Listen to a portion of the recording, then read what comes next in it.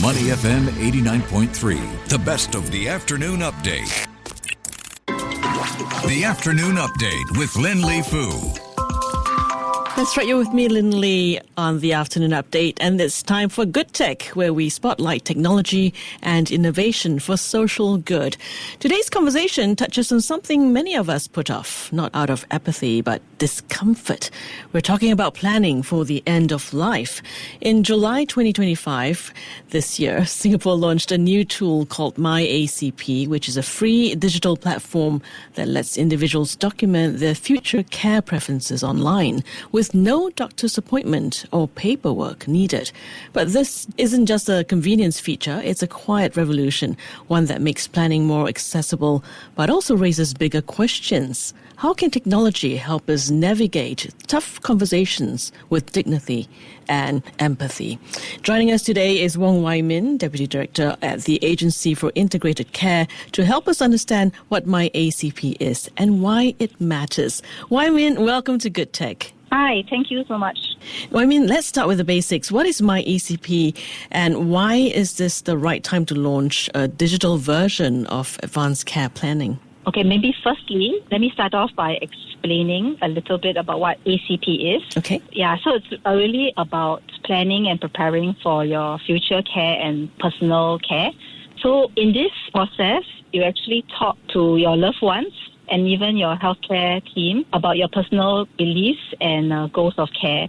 So we have taken it a level up by going out to the public and allowing them to actually document what their care preferences are online. And why is this the right time to launch this digital version of advanced care planning? You know, Singapore is really becoming much more super aged. And I think the population itself has also embraced technology quite a bit.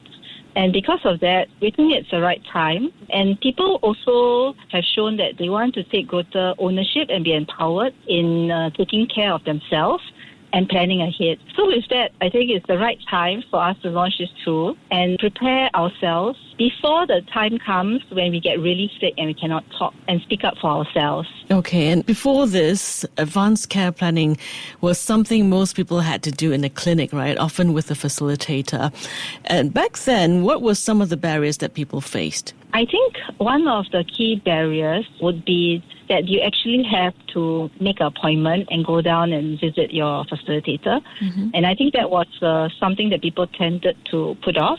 But I guess now with myACP, they can actually do their ACP anytime, anywhere, in the comfort of their own home. So that actually takes out that additional equation for those that already have been planning and thinking about it and already had that conversation with their families. Okay, so now that it's digital, who can use myACP? So now that we are reaching out to the public, as long as you have a SingPass account, you are at least 21 years old, and you do not have any existing serious illness, you actually can document your ACP on your own. Okay, then the reverse, if you do have any significant medical conditions, or difficulties understanding, some terms, or you benefit from actual face-to-face discussion with facilitator, then you should continue with the facilitator route. But if not, then you would be the right person to document your own ACP. Okay, well, can you walk us through the process in terms of how to actually use it? Okay, so before you go online, maybe you want to reflect about what you want in terms of your values, the medical treatments that you are comfortable with. Then you should actually have a conversation with your nominated healthcare spokesperson. So you need to decide and choose the healthcare spokesperson. And after that, you can log into My Legacy at LifeSG website. You complete the document, and then you can nominate up to 2 NHSs. Once the NHS accept the appointment, and the ACP itself would be registered. Okay. Yeah, so it's a very simple process. But of course, you need to think a little bit about what you want before you do the documentation. Yeah. I see. And what sort of support channels do we have here? So in the event if you maybe need further clarification, we do have community notes, then service providers in the community that actually can respond to some simple questions. Yeah. And then to work out whether, you actually can do it on your own. Yeah. If not, the fallback on would be still a facilitated route. And even the facilitated round, we are allowing teleconsults. I see. So you don't have to make the appointments. You don't have to actually physically go down. You can still do it virtually with a facilitator. So there is that option as well. Okay. Just coming back to the people who might be eligible for this, they must be 21 and above. And I would think of sound mind. Yes, that's right. Okay. And how do you determine that? So when you go in, there will be a series of questions. So I think that's first thing. There's some declarations they need to make. The next thing that need to occur is because after they document, that information gets passed on to their nominated healthcare spokesperson to for them to look at it and then to read. Yeah, and the healthcare spokesperson does need to accept and before the information gets pushed into the IT system. Okay, which brings me to my next question. So what happens after someone completes their plan? Is it accessible to healthcare providers or just stored digitally? Yeah, once it's registered and accepted, it will be viewable in the National Electronic Healthcare Records. So doctors, nurses, healthcare professionals who have access can access it and they can view it. And this will be not just in the hospitals, it will be even in those in the community settings like the nursing homes, home care providers. Basically, anyone who's helping you involved in your care will likely be able to view the document. I see. This program is part of a broader shift toward person-centered, values-driven care in Singapore. Now, from your perspective, how does myACP perhaps empower or contribute to communities or individuals and their families? So this ACP is really about normalizing discussions and conversations about the care that you want, as well as what you want in the future, especially in times of crisis. So I think we do hope that one is we hope to empower the individuals by stating out their preferences early and having those conversations with their families and their loved one. Because it's important, in times of crisis, it's actually quite hard for their loved ones to make critical decisions, especially if the individual is unable to speak on their own. So it causes a lot of stress on the family and, there's usually a lot of conflict. So we do hope by trying to normalize these discussions and having honest conversations that we can help to tighten this relationship with the family, as well as help share the preferences to healthcare workers so that actually they can also align practices to what the individual prefers. That idea of giving people agency and how they want to be cared for feels especially important in an aging society like ours. So I've got two questions. One, when is it too early? Is it too early to do it when you're in your 20s? Or, should you be thinking about it in your 40s or 50s? And was there a conscious effort to design this tool with inclusion in mind? So when we look at it, we actually do have people who can, as long as they are 21 years and above, they can document it. And we do have those that are much younger, but I think, 21 I mean. Yeah, but I think why they want to do it is because they had past experiences, meaning that they are caregivers, and they have seen like maybe their family members, their parents, have gone through these difficulties, and they made a decision themselves to not have that same situation occur in which there's conflict and decide to document what their preferences are to make it open and more transparent.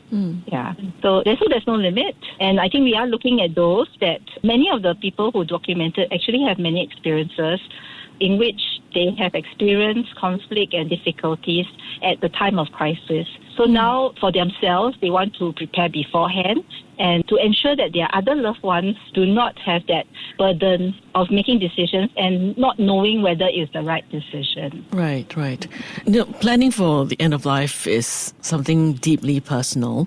How did you and your team approach the challenge of designing a digital tool that still feels human? Yeah, so when we came up with the design, I think we actually worked together with MOH and GovTech on this, and we went through quite extensive user testing, meaning that we had to go to many different people from all walks of life to get feedback regarding their interpretation of the terms, about the options, and also for the recipients reading the document, meaning that they're talking about the clinicians, the doctors, the nurses, in terms of how do they use the information, and then what they thought might be helpful from their past experiences. So we went through quite a lot of testing and feedback sessions before we came up with this existing tool to try to make it easy to understand, helps the person try to, facilitate that process. At the same time, documenting what is really essential and important for the healthcare workers so they know how to, take the care forward. Okay, I'm just thinking about things like tone of voice, perhaps multilingual access, and also ethical considerations. Can you elaborate more on those features or those factors? I think we are looking at languages. Currently, it's available in English, but I think we are looking in terms of, still looking at accessibility, something that we are still exploring. Yeah. In terms of maybe how to ensure that, the person documents things appropriately.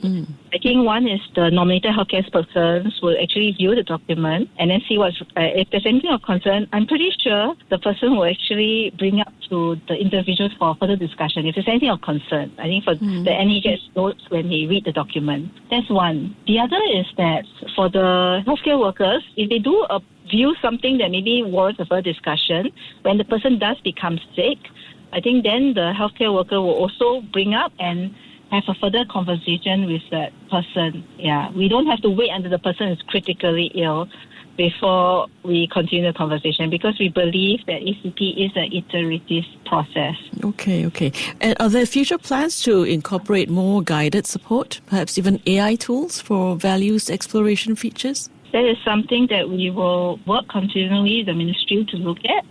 Yeah, so I wouldn't say no. Okay. Yeah. Okay. Yes.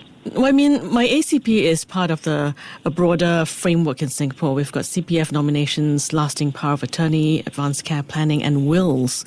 How does this initiative fit into that landscape? So we work together collectively to basically share with the public about all this end-of-life rules and discussion, because we really want to help the community better support each other and be better prepared. Yeah, because currently, end-of-life discussions are still kind of a taboo. By explaining to them the series of how they work together in unison, that means, like, for example, ACP and lasting power of attorney usually occurs when the person is still alive, but maybe cannot make decisions for themselves. So that will happen. And then for those that occur after the person passes on, it will be more of the CPF nominations and the wills. So by telling it collectively, it will be more intuitive for the individual when they do the planning, because they can consider, as their condition progresses, what happens, and to make sure that there's no gaps. Okay. And what role do you see community partners like family doctors, social workers, or even workplaces playing in helping raise awareness or normalize ACP? We do have many advocates in the community who also believe that this is important. So they're all our advocates to promote legacy planning, and before the time actually comes. So we do education and promote, and I think we are going out not just to the healthcare settings, we also moved out to the grassroots, as well as like other places, space, to actually communicate this out, because this is really for the public and society as a whole. That's right. And before we wrap up, we're running out of time. What's one thing you wish more people understood about advanced care planning? So I think it's not for those that dying or really sick. It is possible, if you're well, to start thinking about it, to talk to people, the loved ones, about what your preferences are.